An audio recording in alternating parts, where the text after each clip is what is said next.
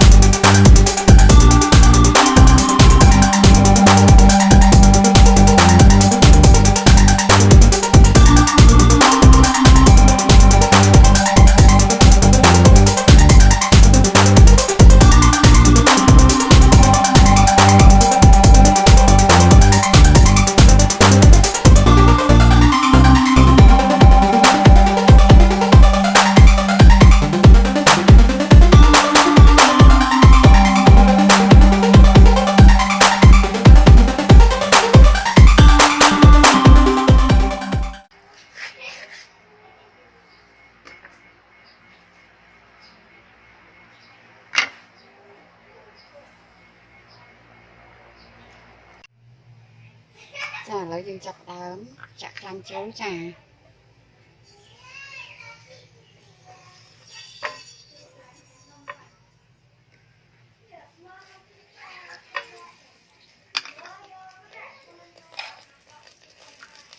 ខ្លាញ់ហើយយើងចាប់ដាក់ខ្ទឹម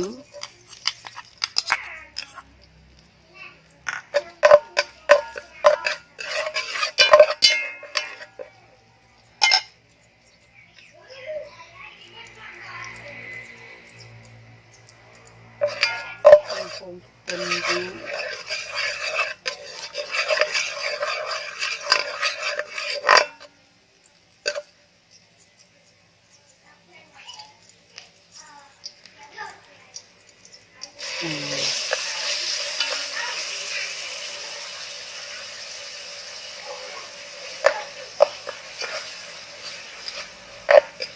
បុកឲ្យរាងហឹរបន្តិចឯចា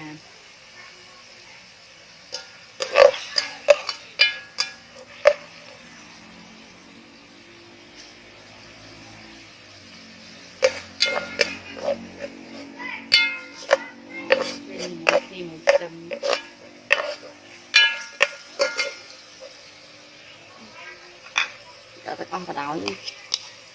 មើលគ្រឿងឈ្ងុយចាយើងកូរគ្រឿងឲ្យវាឈ្ងុយសិនណាចាំយើងដាក់ចូល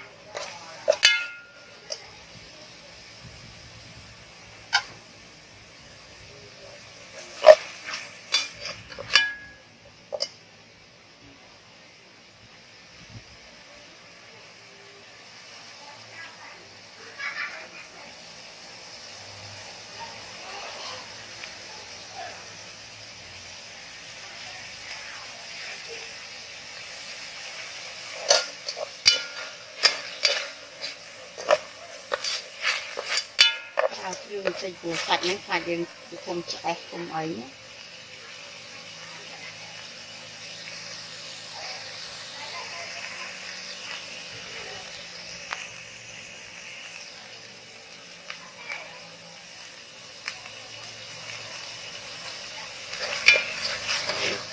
đi chơi nó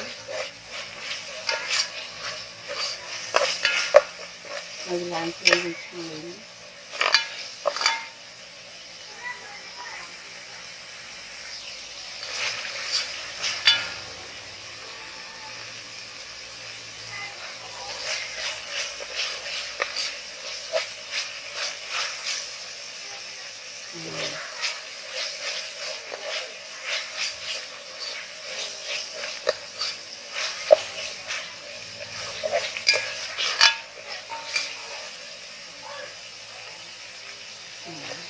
Hãy subscribe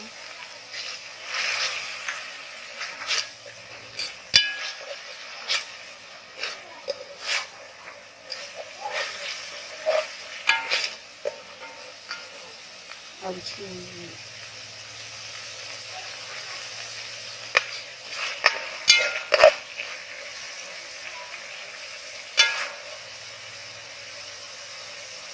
họ bắt đầu học gì nữa học học này rồi thì đi được đi dưới đi ta ham mặt đi á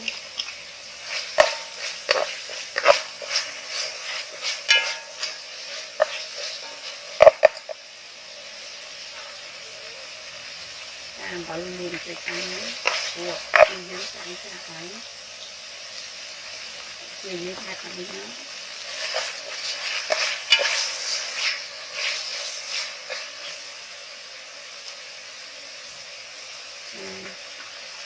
có cô kia một luôn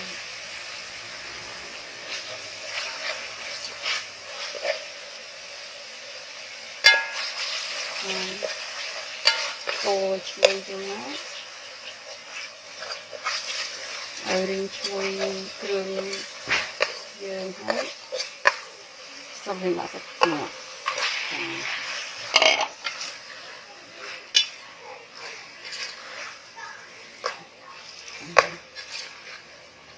đoạn chè máu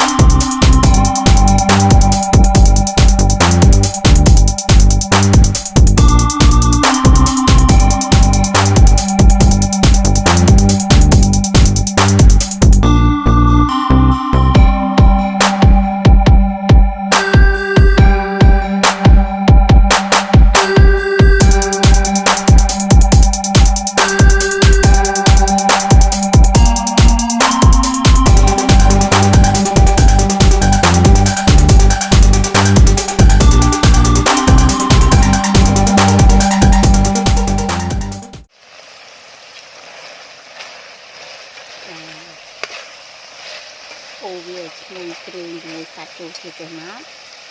có bao nhiêu em tự làm tự trồng vườn tới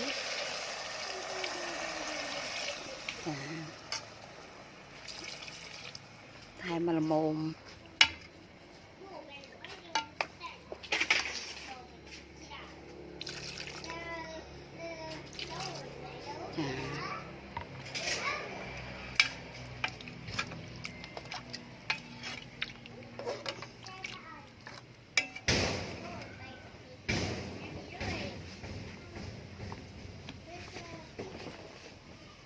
của sực nắng dương slo tự tràn pết bị ắt sực ngành tí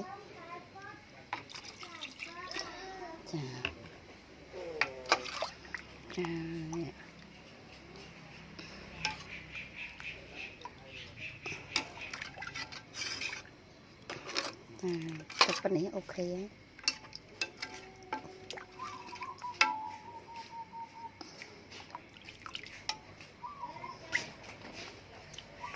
Đi sân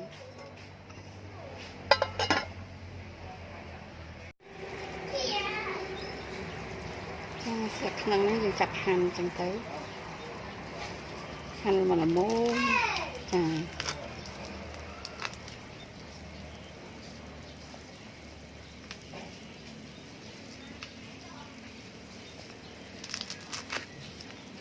ព្រោះយើងហាន់ស្លវាជាបន្លែ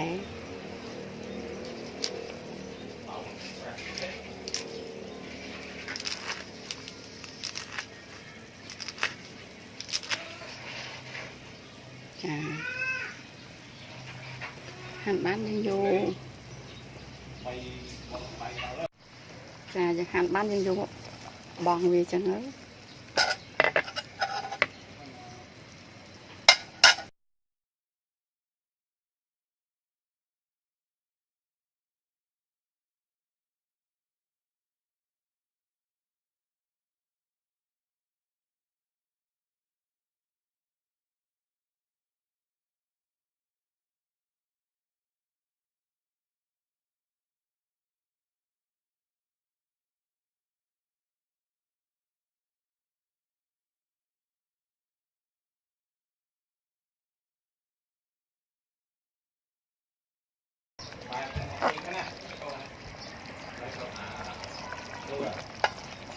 ទេ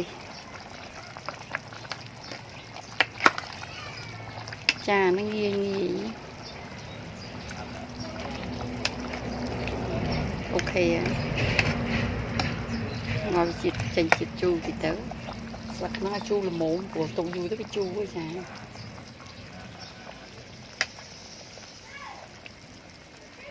អូខេហើយគ្រាន់តែដាក់ម្រះត្រូវទៅ